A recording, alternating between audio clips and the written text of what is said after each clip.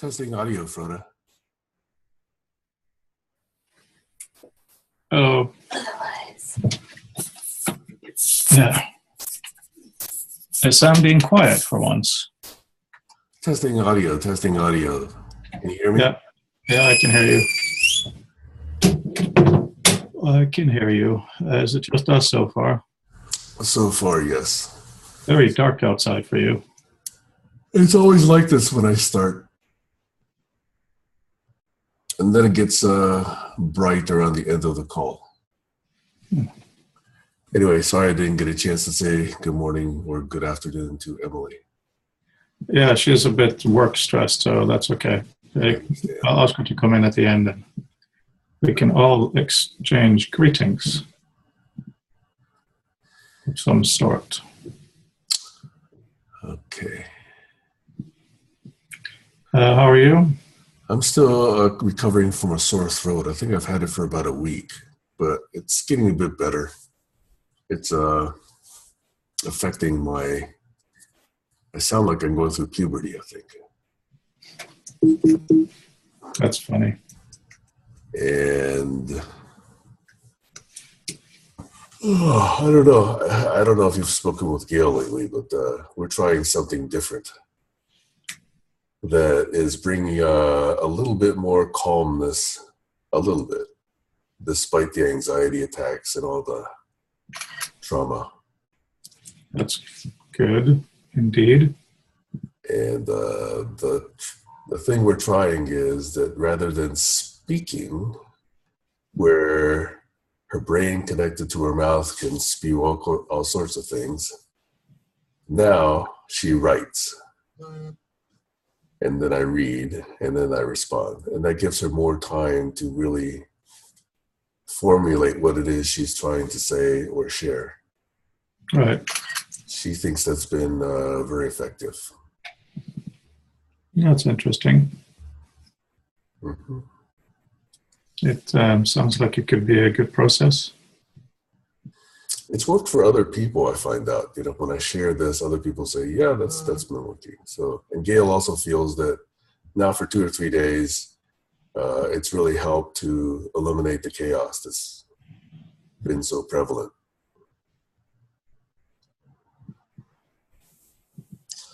So if it's just you and me, how would you like to proceed? This is one of the days where you drive.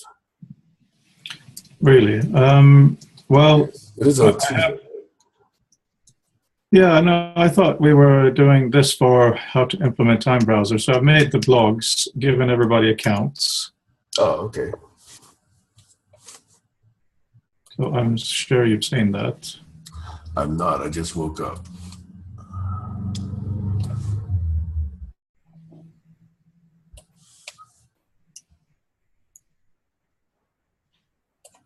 Would the email be from WordPress or from you? It would. It's a good question. Either WordPress or the website.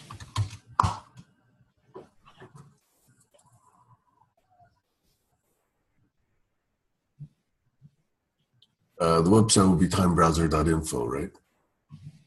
Yeah. Yeah, so I'm going to try that. It doesn't look like it's from you. Here we go. 3:47 a.m. this morning.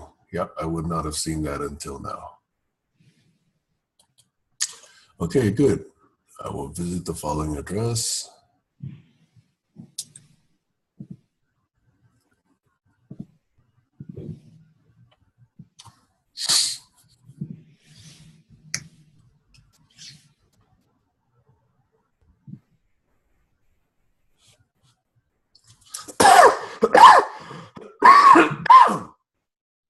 Wow, nice. That doesn't sound so good.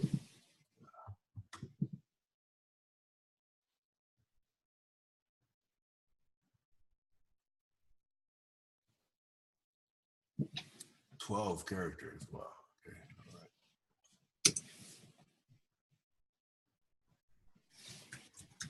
And where's my username? Sam_Han. Underscore. Yeah, like in the olden days. Really old days.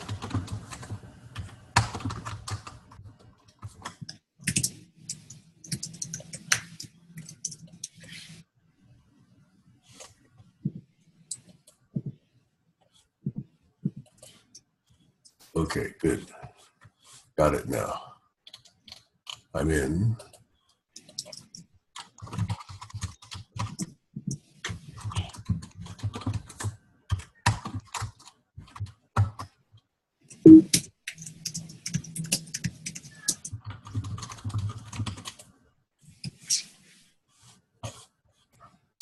Okay, so I'll start blogging there in a bit.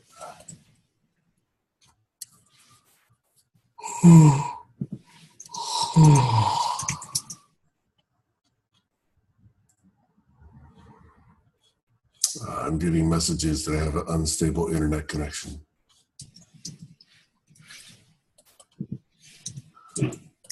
Okay, Frode. So I can get in now. I was hoping, though, that we could talk about whether or not you wanted to focus on liquid/author, which is very understandable. Well, I'm going to have a beta version that I can demo on Friday that I'll be sharing with some people. Okay. So that's slowly moving ahead, but there isn't really that much to do for that. It's, once it's there, I just have to show it to the maximum number of people and see what happens. Okay. And let me ask you, I guess, a pertinent question that we should be starting to ask. And that is, in your network of friends that include Vint and others, Ted, to what degree do you think they can actually support us if we wanted to go ahead with TimeBrowser? I don't know. I mean, we've been quite messy so far, of course. So it's been difficult to really present a coherent picture, but I'm just going to the website now.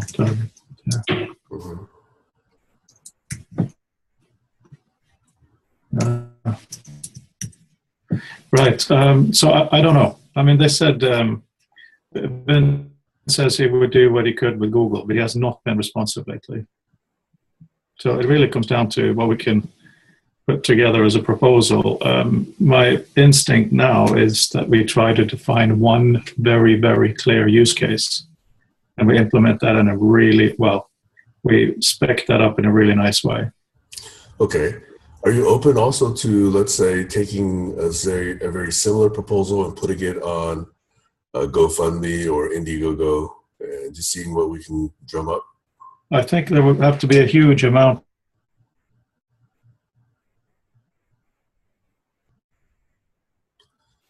Yeah, I don't know what it looks like for you, but my network connection is bad, so he just froze for about 15, 20 seconds. Yeah, I'll stop my video, actually. I'm on a wireless connection that's not perfect. Can you hear me better now? I can still hear you, yes. All right, good. Yeah, and I'm just saying that my understanding is that crowdfunding is good, but you have to do a lot of marketing in order to get the people. So that somehow defeats the purpose. But my feeling really is we should pick one area and spec something really, really clean and innovative and amazing, and then try to get some help. Okay, so in order to get to that very quick, clean spec, I guess the simplest would be, what could be possibly the simplest? To me, it seems like let's turn on recording, let's have a meeting, let's shut off the recording, let's make sure that recording gets to SoundCloud or gets to YouTube in some way. And we encode it, as you've discussed. And we can then provide a way to jump to any particular time in that recording. See, there's a problem already, and that is, as a very solvable problem, but how do we know who was speaking when? Yeah, that is not part of the user story as I wrote it, as I said it. That would be a second user story, which is on top of that medium, we now run an audio analyzer and try and segment into who said, or at least segment the time into different speakers. And then the third would be, okay, try and identify those speakers or give a UI so that somebody could identify those speakers. Well, a couple of interesting things. Well, one of them is, if we do what you're doing now, we all have headsets for version 1. It's, of course, a lot easier once we record on our own separate machines. But an additional thing I was thinking about is if we use the operating system's built-in speech-to-text, then maybe all we need to do is to share the text transcripts with each other. They would need to be very tightly time-tagged. Well, I mean, I think that's the number one thing we have to have. If we don't have really good time code relating to real-world time, we don't have anything. Right, and I think there's even some discussion. I think down to the millisecond is still not good enough, and most computer clocks are going to give us down to the millisecond, at least to the user level. You know, internally they have much more precise. I think that to this, I think we want something closer to the microsecond. Well, if we can, the NTP and all of that is available, the network time, but obviously if we're going to overlay the audio files, and yes, we would want to have it really good so we don't get weird echoes and stuff. But just the basic transcript, I mean, on the Mac, it's built in. I can speak to the computer. The problem is it doesn't do punctuation naturally. Right. We would have to add some sort of an algorithm for how long do you expect someone to speak. Apparently now is 3 seconds long in the brain. So we kind of speak in 3-second chunks. Of course, we string it together often, but that seems to be an atomic unit. So if we have to use heuristics like that and try to say that if there's a gap longer than X amount of time, consider it a new paragraph. Okay, there's another possible approach, and that is to create this as an open source project and start drumming up interest in the developer community and have them kind of bring in capabilities and libraries. Now, obviously, this would be a little bit more ad hoc, but that would be another way to do it without monetary support. I don't know. I don't think anyone would want to contribute until they see us doing something cool. I think we must have an initial cool product. Even if it's a smartphone thing, you know, iPhone thing, and then it just does the transcription and you have 2 files at the end of it. You have a server or peer-to-peer. Because if we have the initial one only, well, we record audio, all of us individual, and we can choose what to do with that later, SoundCloud or whatever. But if it does the basic speech-to-text locally, then it's so quick to have peer-to-peer. Everybody just sends automatically everybody's transcripts, and then it weaves that into a coherent document. That should be easy. Don't need a server. Talk about the weaving. Well, so that as documents come in, the app takes, it knows what document yours is, so it expects that all the text in your document is by you. So then each single utterance has to have a time code beginning and end of the paragraph, at least. And then it sees where other people speak, and it just makes a master document from those cases automatically.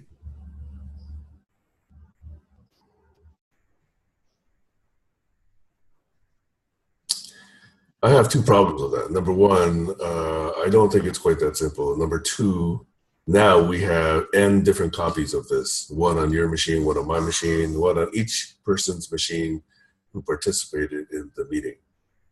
And that's very non-Engelbartian. Well, I'm absolutely against having one single server.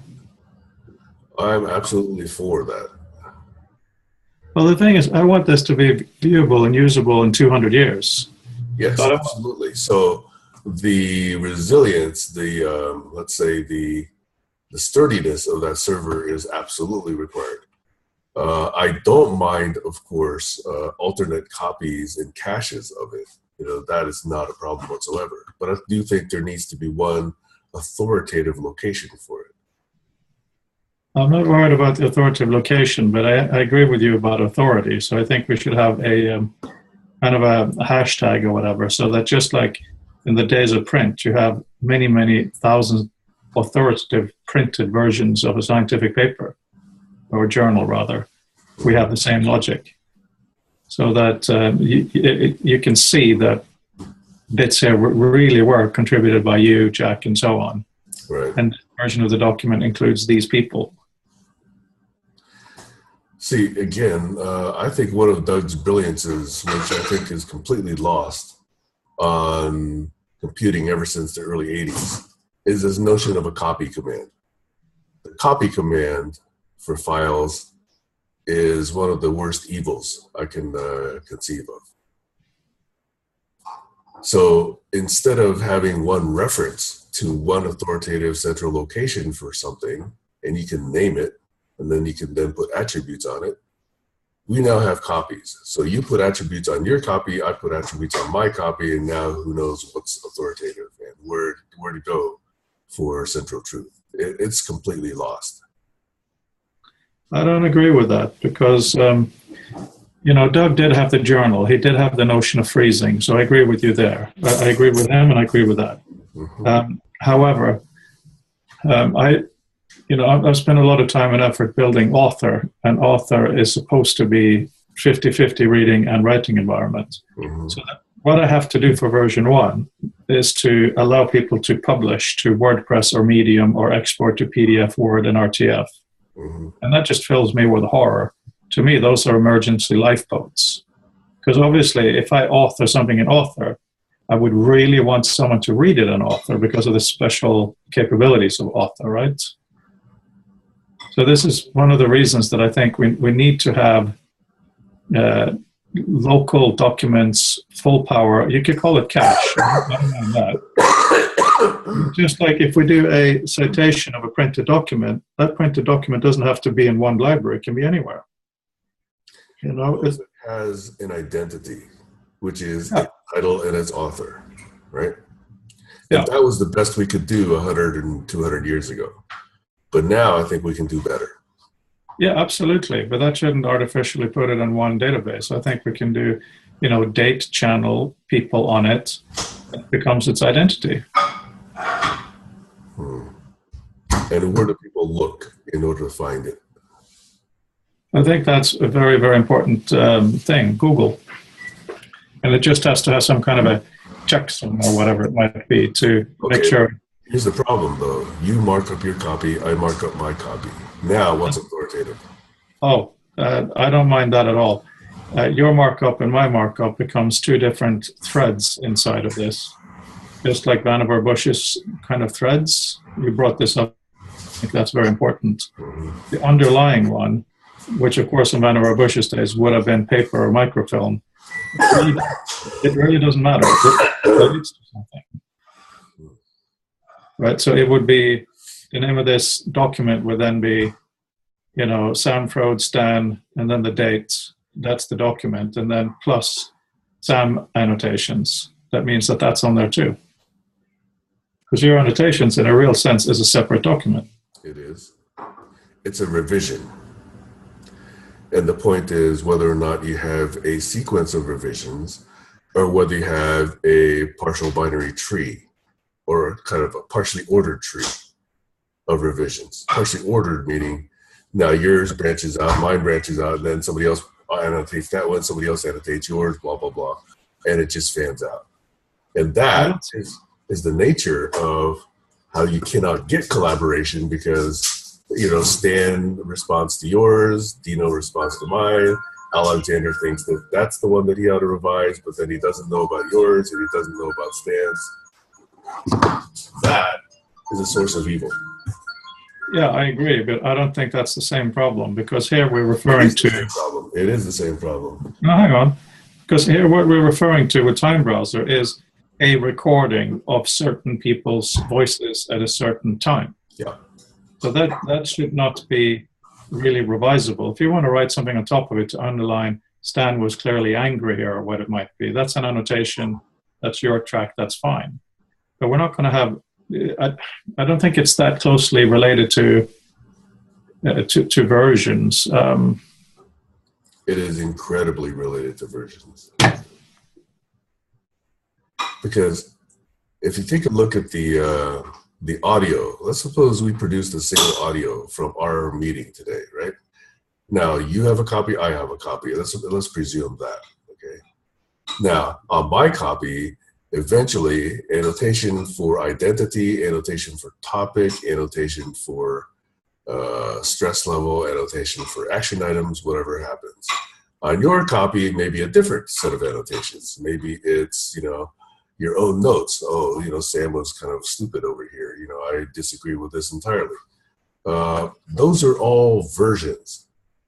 And if you have a partially ordered tree of versions, you cannot really effectively collaborate. It is too hard. Yeah, well, that also depends a little bit on what we mean by collaboration, right? I mean, my paradigm is very much about citations. I can't see us very often going through a meeting and spending quality time doing what you just discussed. Yes, I agree that that's important for the future, especially automatic systems. Right. I don't think that those are all going to be manual. I do mostly think that that's going to be automated. But what's the most important use case that we need for version 1? We need to get the actual transcript, and we need to provide a substrate where we can actually create annotators. We need to have an annotator architecture. No, I'm not talking about architecture. What is the initial use case you think will be most important? What should actually be doable? The first user story is something we can almost do with third-party pieces, which is record a meeting and put it someplace centrally, and then make sure that it's referenced to absolute time. And that it's transcribed. No, that is the second use case. I think that they should be done together. What I would see as the first minimally viable, useful product is exactly what you said. But it produces a document that has some metadata, audio, transcription, and then it presents it to us, at least in a text form, so we can search and look at what people said. And then, of course, we have access to the audio. Hi, Stan. Hey, Stan.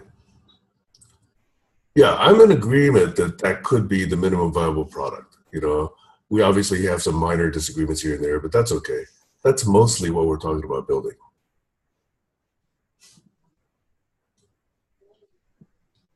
We're talking about what the minimum thing the system should do, Stan. Do you have thoughts on that, TimeBrowser? You're muted, Stan. Sorry. Okay, I'm one step behind. So TimeBrowser is the topic, and minimum viable product is the question. So just so you can hear, Frode and I have mostly converged on the minimum viable product being, we start a meeting, we start a recording, we end the meeting, the recording goes to a central place, it gets time tagged in absolute time, and there's a transcript produced, and there's some metadata about who's speaking and possibly even the transitions between speakers. Well, that certainly is an elucidation of what has been previously discussed. I think you guys had that nailed pretty good. I without going down and drilling into the detail, I don't know what I could contribute. But it sounds good, and I'm happy to see it's moving ahead. Frode, shall we agree that that's the minimum viable product, the MVP? Well, I think it's really crucial that we really look at what we're actually going to be using this for. I mean, I think for my own thing, my world is very citation link-based. That's the kind of paradigm that I usually operate around these days. I would like to be able to, in an email to one of you, say, as Sam was saying, and then have a link, a temporal link, paragraph, a detailed link, so that you guys could open that in the original document, see the text, hear the audio if you want. I think that whole round trip must be possible. Yes, agree.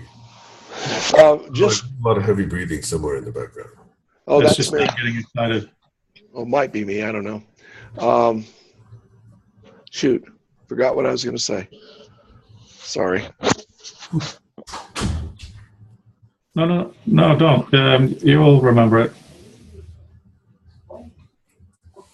Yeah, I think that the round trip use case is a good one. So you should be able to send a link or a transcluded piece of that transcript to anyone in any kind of email or written document. And someone clicking through it should be able to get to that transcript. And if desired, should be able to play back that section of the meeting and actually hear it in real time. Yeah, I'm just writing that down. Okay, for clarification, then, do I understand you're saying is that a meeting is recorded, we have the audio, but an essential part of the first step is to translate that to text. Is that correct? Transcribe it to text, yeah. Thank you. Transcribe. Yeah. To me, that was, listening to your previous works that were audio, that was frustrating. It was frustrating because I was one of, theoretically, at least several that would be listening to the same text or same content and then making our own notes here and there and then wondering what I might have missed and so on. So yeah, to me, that's just the most basic, obvious need. Well, the listening, the reading of the transcript is what we've been describing. Now, you're adding an interesting, and I would argue very important new capability, which is now that you're listening to it, you want to take notes and make annotations yourself, as in, this is really important, or BS, let me get back to them later, or, whatever the notes are that you want to make. Now, Frode, where would those notes go if they're not actually on the original, attached to that original substrate? Have a look at what I put in Skype chat regarding that, please.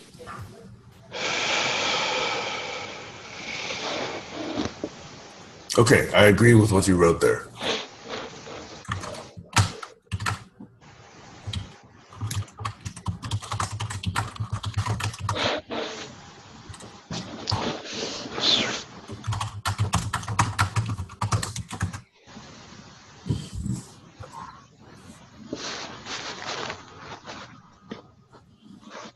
Note that in this recording of our particular meeting right now, at 6:28 my time, I put a little question in there.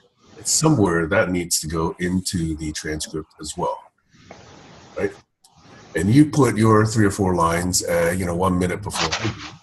That also needs to go in, interspersed with. That's separate. That's not into a transcript. Well, you mean recording non-audio elements? Yeah. I think that's not version 1. I don't think that's minimally viable. But I do agree with the question. The question needs to be answered for version 1. Mm-hmm. If I may interject here on something that's been in the back of my mind for months. When I spoke in December, I pointed to what I call an upside down concept, whereby we're talking about a group activity here and multiple people participating. I suggested, yes, that is what we do, but our foundation ought to be the personal intelligence ecosystem, because that's what every one of us is doing, is we are personalizing, adding our notes to it, and it becomes a whole different world over here for me than it is for you or you. And therefore, if that is simply kept as if it ultimately is embraced as a fundamental paradigm shift in thinking, that it is about all of us having our separate mindsets, our separate contexts, and so on, and what we're looking for then is a way to achieve some parity, some agreement on some components of our separate selves. That might be different than us taking it the other way, making a group thing that we're trying to make perfect to serve all of the individual needs. It's more of a philosophical shift, but I think it helps sometimes to elucidate some of the things that we just covered right now. As Sam, you just nailed it. You just made my case. You said, well, you want to make your notes, and yeah, that's true. But I would prefer that we think of me making my notes and you making your notes as central to a common design for all of us, as opposed to over here as yet another group function among all the many that are out there in the world, but they're not, but each one of those group functions is independent and not anchored to us as individuals. We have to make those anchors ourselves. It's a philosophy, perhaps not the right time and place to consider it for the moment, but I would suggest that it gave me a whole new insight just to flip it upside down and start looking at the world from a me perspective, but with the we as the a quality we result, as opposed to a we perspective and me trying to figure out how to get a quality me result. That's all. That's my statement, the we, me, them type of outlook. Over.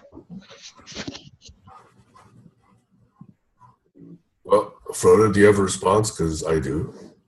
Yeah, okay. I'll go first then, since you asked me. The thing is, I believe in none of this is going to be something you disagree with, so I'm not preaching, I'm just trying to prioritize. I believe in interactivity above all else. I also believe in in having a really comfortable interface. I know you agree with both of those.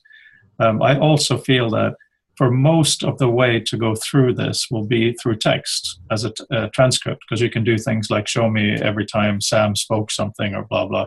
You can't do that with audio. You can't listen to 25 versions of Sam talking about DKR together. It just becomes a mess.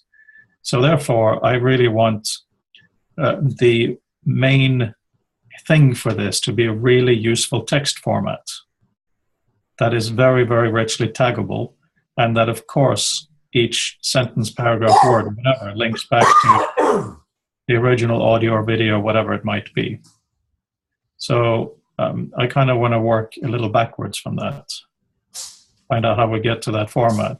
Because once we have that, then just as Sam was talking about in the beginning of the call, where do we put the document? And yes, I do agree that versioning will be an issue. And Sam, you made a great call for that. And I think, Stan, that's partly what you talked about now.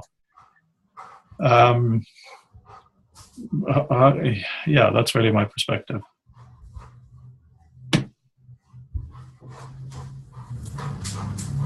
Okay, I think I have two thoughts. Let me see if I can remember them. And that is, number one, Stan, I don't think that it's an either or quite so strongly. I fully do agree with you, but I think that if you actually create a notion where a group of one still is a meaningful group, then I think all of your statements fall out. And I think groups of one are definitely valid. Groups of one actually then can gather additional support, but that's where things start. So that's notion number one. And there's clearly implications of that, but I think all the questions you raise, come out of that acceptance that it's going to be single-membered. Second is what Frode just talked about, and let me see if I can recall the whole thought here.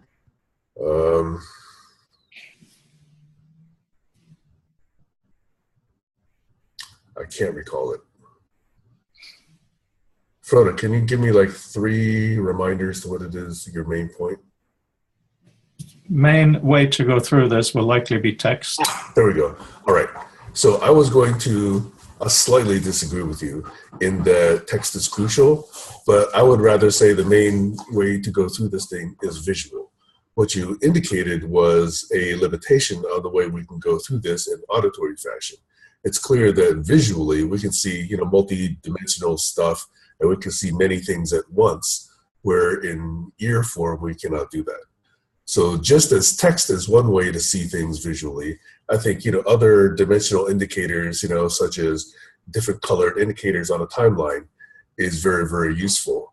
And so I would say that text is one form of visual information sharing, and that the other forms of visual information navigation are also valid. Over. Yeah, I mean, that's like the difference between finding a restaurant and finding a forest. It's a matter of scale. And if you're going through someone's utterances, text is probably the most effective. But absolutely, if you want to look at a large swathe of a couple of months worth of discussion with lots of dimensions, yeah, absolutely, that's where amazing visualizations will come into it. Absolutely need to support that. Now, just to something really important, I do not think that text is lines on a background. I think the term substrate that you used, Sam, is really, really important. To me, digital text, what you actually see on the screen is like seriously the tip of the iceberg.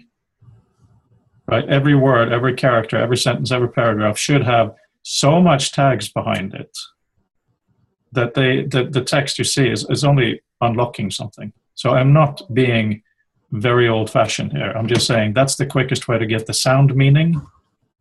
And as we add tagging like crazy, the kind of stuff you're talking about will be absolutely fun to play with, to develop. And by the way, I don't think it's just strictly a matter of scale. I think even in this 45-minute discussion, if I see a transcript as you would like to present to me, and I would very much like to receive, but also either alongside it or somewhere else, right next to it, I see a timeline. And let's say, Stan's utterances are in red, and Frode's utterances are in blue, and Sam's utterances are in black. Even that will give you instant visual indicator of roughly, who said when in that discussion, right? And that's I don't have any problems with that at all. I agree with that. When I say scale, I mostly mean the actual word and sentence. Mm-hmm. Okay, then I think we're not in disagreement here. I think that we're in something pretty much converged as far as MVP, and I will encode this in some kind of backlog fashion.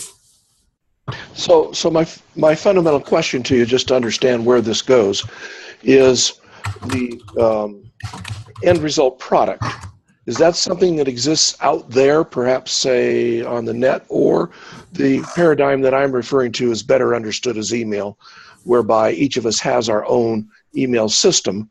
We exchange between us, but the email doesn't live out there. It lives in my system, in your system, and so on.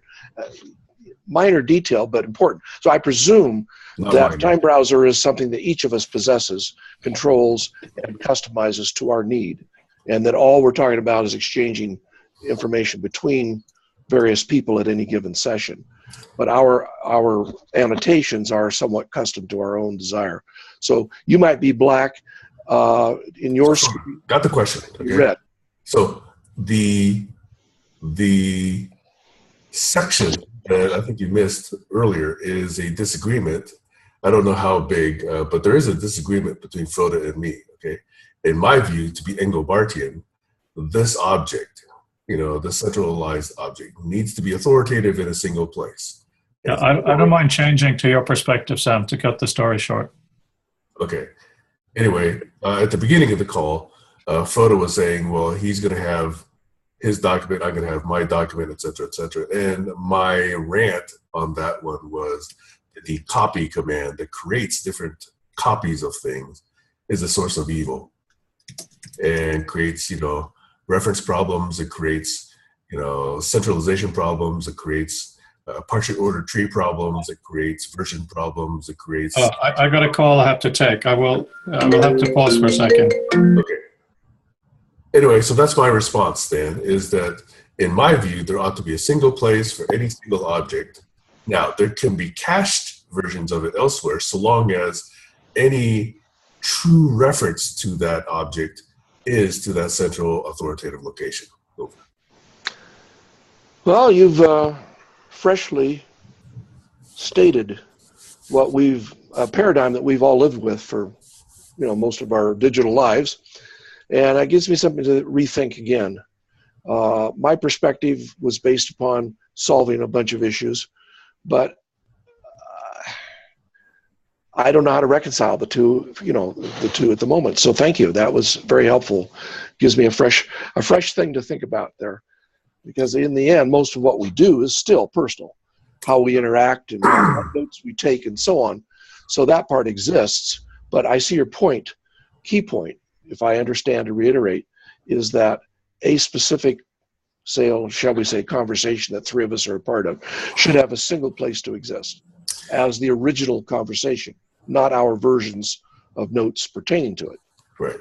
Now, if you look at the way documents evolved, the reason, the Gutenberg press was fantastic is because, of course, we didn't have the internet. And it gave a lot of people access to a document, right? However, now we have a different way of sharing documents. And wow. Share is via a link. Okay. Yeah. And the problem is now, if you're annotating something and I'm annotating a different copy of it, we're basically working on our personal knowledge bases, our PKE, as you call it. Yeah. We're not really focused on trying to share any of that unless I send you mine and you send me yours. Right. Each of us has to do a merge function, which takes a while. Okay.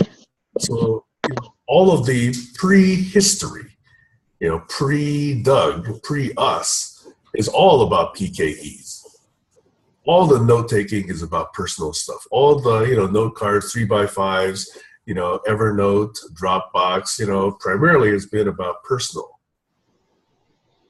It hasn't really been about sharing this stuff. If we were really focused on sharing, then we would really try and make sure that we didn't have these evil copies of things that then later on have to undergo these very expensive merge functions or, difference detection functions in order to try and figure out what changed. Over. Well, I will give it some thought before I respond, and I won't try it right now because I get too vociferous when I do. But that's, well said and accurately stated. And from my perspective, I'm saying I'm agreeing 100%. I think there's something missing here that I have to address, and it may not be missing. It just may be an illusion to me. But I'm still concerned about the difference between the we and the me and how we deal with it.